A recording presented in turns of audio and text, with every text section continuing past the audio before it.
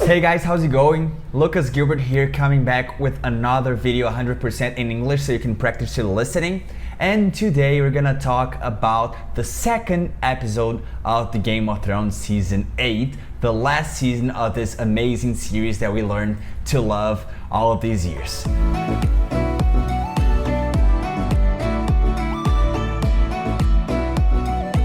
Last week I did a full review of episode number 1. If you haven't watched it yet, please click here so you can watch it. It's pretty cool as well. And on episode 1, we talked about how many things that were opened in the end of season number 7 were finally closed. We had some discoveries, we had some closure on some chapters, and now season 8 had really begun. Many people, including myself, thought that episode number 2 would have a lot more action. We thought the war would already have started, but it was a really nice episode because we can say it was kind of a goodbye episode. We had to say goodbye to many of our favorite characters because they will probably die next week.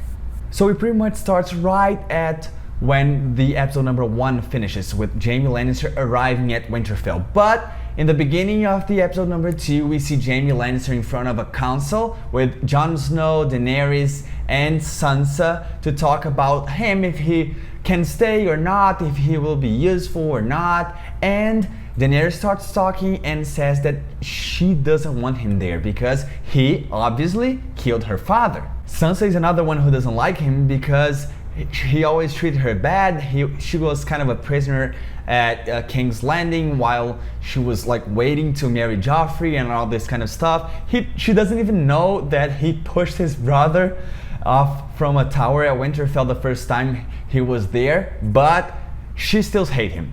And Jaime says he's not sorry for what he did because in his opinion they were at war. So he had to do what had to be done. So he was not sorry. He said that times change, that he's a different man right now. So he's ready to do things different and he's ready to join the living cause. And it's pretty interesting because when he says things like that, Bran says the following sentence: "The things we do for love." Do you remember this sentence? That's exactly the same sentence that Jaime told Bran right before he pushed him off the tower.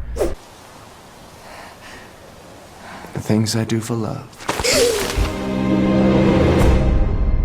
So we can see that many things that happened on season number 1 are coming back on season number 8, and this is pretty cool because we're connecting the beginning of everything to the end. That's when Brienne of Tarth stands up. She's a really big warrior and she says that she trusts Jaime. She said that Jaime always protected her, that he lost his hand because he was trying to protect her, and Sansa trusts Brienne with her life. So when Brienne says she trusts Jaime, that he's a man of honor, Sansa says it's okay, says he can stay. And Jon, with the final saying, he says that we need everyone. We can't choose people who will help us or not, so Jaime can stay if he can help the living cause against the dead. Then we notice that Daenerys got really mad at Tyrion because Tyrion got fooled by his sister. Cersei convinced Tyrion that she was bringing her army, all the Lannister army, to the north, but Jaime confirmed she never intended to do so.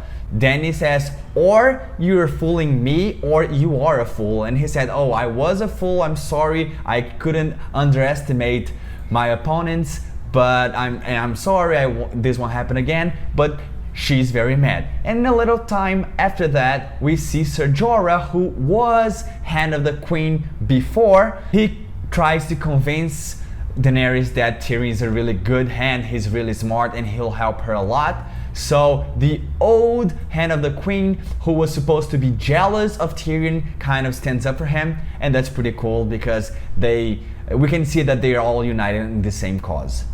Then Tormund, Beric Dondarrion, and all the remainers from the Night's Watch, they arrive at Winterfell saying that they went to the Umber Castle and all the Umbers are fighting for the dead right now. They found the Umber boy impaled, so they can close the gates. They don't need to wait for anyone else because no one else is coming. They're all dead. And how much time left they have? Less than 1 day. They have to prepare everything because probably when the morning comes, all the dead people will be knocking at Winterfell's door. So we see a lot of weapons being made, a lot of weapons made with dragon glass, that's what kills White Walkers, when we see Arya coming to Gendry and insisting that she really wanted that weapon that she asked him. He at first doesn't get really why, because he remembers Arya being this little girl that needed protection, but he doesn't know she became an assassin. So Arya shows him some of her skills and he gets convinced. Okay, I'm gonna forge a weapon. And I told you last week that I saw a little spark in there. I saw a spark between Arya and Gendry, and that's exactly what happened. They get together and we see a kind of a weird scene because we're all used to Arya being a kid. We have followed her for almost 8 years now. And the whole plot wanted to show that Arya is not a kid anymore. She's a fully grown woman, really strong, really with a lot of good skills, fighting skills. She's really brave and she's not a girl anymore. And that's what that scene meant. Then we see Sansa and Daenerys talking. Daenerys comes to talk to Sansa and say that she kind of feels a little grudge between them. They don't really get along really well, and she doesn't know why. And she talks about how both of them are really strong women. She said that they rule men and then men respect them, and it's pretty cool because they are women, they're together on this cause. But things get a little bit weird when Sansa asked Daenerys about the North, because Sansa said after the North was taken and they took it back, the North promised never to bend the knee again to anyone. And Daenerys hates, the thing she hates the most is when people don't bend the knee for her. And in the same talk, we notice something really interesting, because Daenerys says she's fighting Jon's war. She doesn't think this war belongs to her as well. She probably doesn't know how serious the situation is. And we see that the only two people that are really extremely focused on this war and knows how this is gonna be hard and how many people are going to die is Jon Snow and Brandon Stark. When the conversation between Dany and Sansa start getting really tense, they get interrupted because Theon is at Winterfell. Theon, that once before tried to take Winterfell for him, now was there because he wanted to fight for Winterfell and probably die for Winterfell. Come on, we know he's going to die. So he arrives, Sansa hugs him because he's kind of a brother for her, and they have a council meeting. All the big figures there, all the leaders, they get together to kind of plan something. How are they going to defeat this whole army of the dead? Because if they fight one by one, if they fight like a regular war, they are absolutely going to lose. So Jon says that he remembers that when White Walkers are killed, many of the people they control, they don't work anymore, they just fall apart. And the Night King is the first White Walker. He kind of created everyone. So the plan is we need to kill the Night King. If we do that, we'll probably win the war against the dead. And that's when Bran says that the Night King is coming for him. He has a mark of the Night King on his arm, and he says the Night King really wants to kill him because Bran is the three-eyed raven, so he's the memory of the world. And if the Night King wants like an eternal night that everybody will forget everything, there will be no memory of the world like it is today, and everything will just become darkness, he needs to kill Bran because Bran is the memory of the world, and without memory we only have death. So Bran offers himself to be bait for the Night King. Everybody agreed, and Theon says that he's gonna protect Bran because once he took the castle from Bran because Bran was Lord Stark by the time, and now he will just return the favor. He just says the way he's going to apologize to Bran is by protecting him aside with the Ironborns when the Night King tried to get to Bran. Then we have one of the best scenes ever in all episodes of Game of Thrones, that many people, many different people come together to drink and talk by the fireplace, kind of in their last hours, because most of them probably are going to die in the next day. So we have Jaime and Tyrion Lannister, Sir Davos Seaworth, Tormund, Brienne of Tarth, and Podrick. All different people talking together and having fun. And we're all having this tense feeling at this time of the episode. We're all waiting for the White Walkers to arrive, and Tormund give us a little bit of comedy. So we laugh a little bit when he talks about why he's known as the killer of giants, why he's that strong. It's pretty funny. And they're all talking, and Brienne says that she's not a knight because women at that time couldn't be knights. Tormund said it was all BS. If he were king, he would knight her 10 different times. And Jaime says a really interesting thing. He says that they don't need a king to knight someone to become a knight. They just need another knight, and Jaime is a knight. So Jaime stands up and knights Brienne of Tarth. And it's a really nice scene because she gets really emotional, and when everything finishes and she's officially a Knight of the Seven Kingdoms, we see the biggest smile we have ever seen on Brienne's face. That scene finishes with Podrick singing a really touching song, and she sings about death. She sings about a girl named Jenny who is meeting with her ghost. So he's talking about death, and it's a really nice song, and it's a song known on these medieval times that people used to sing right before wars. When Podrick starts to sing, we know that the war is really close and the White Walkers are just outside. And then we're getting to the end of the episode, and we see a really important scene. Jon Snow is at the crypt looking at Lyanna Stark statue that is his mother. He didn't know he was his mother, he didn't know her, but he's looking at his statue. Daenerys comes, she says that, oh my god, my brother Rhaegar was a really nice guy, but he raped her and it was not nice.